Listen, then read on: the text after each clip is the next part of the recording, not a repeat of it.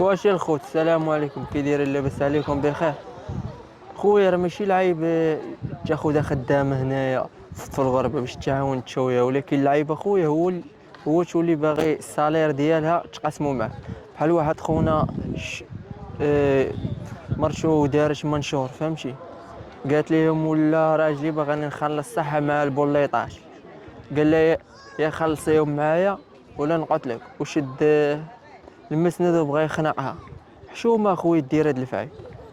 فلو المراه اللي مشات تخدماش فلوسها راه ديولها، هي اللي دارت معاك المزيان وبليزير منها بغات تصرف معاه. الا جابت شي حاجه راه خير منها، ما جابت شي حاجه راه انت هو الراجل.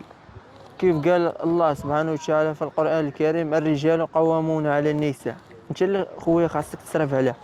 وهنايا شي واحد لقى شي بنت الناس هنا في الغربة، خاصو يحافظ عليها، حيت قلال اخويا هنايا بنات الناس وولاد الناس. فهمتي؟ اللي لقى شي وحدة يشد فيها بيديه وبرجليه تيدير الله حتى هو يدير الخير. متبقاوش تحقروا على بنات الناس. اللي لقى شي وحدة يتهلا فيها، ماشي تستغل. هنايا راه الرجال وغلباتهم الغربة، فما بالك بالدريات والعيالات. شوف، من اللي لقى شي وحده يتهلا بها.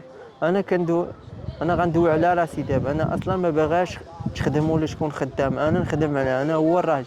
هي غير تجلس وانا نمشي نخدم ونجيب ليها تاكل وتشرب، وراه هي مارشي، فهمتي؟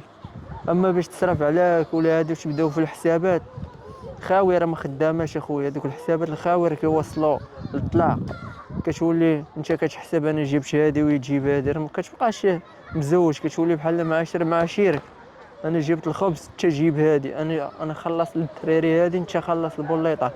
هادو راه ما فاعل ما والو ديال الرجال، هادو ديال الشمايش، فهمتي؟ هي اللي كانت خدامه وبغات تعاون معاك راه بليزير منها، راه ماشي مفروض على هذاك الشيء، فهمتي؟ راه حيت الرجال هما اللي دارهم الله سبحانه وتعالى يصرفوا على عيالاش، ماشي العكس. هي الا صرفات عليك دير اخويا انت صايا وطلع لكوزينتك، ومنين توصل لولاد انت حمل في بلاصتو وسير تولد.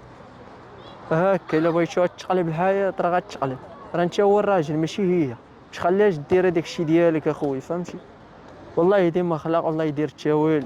والمهم الا لقى شي بنت ناس يعطف فيها في هاد الغربة هادي ان شاء الله.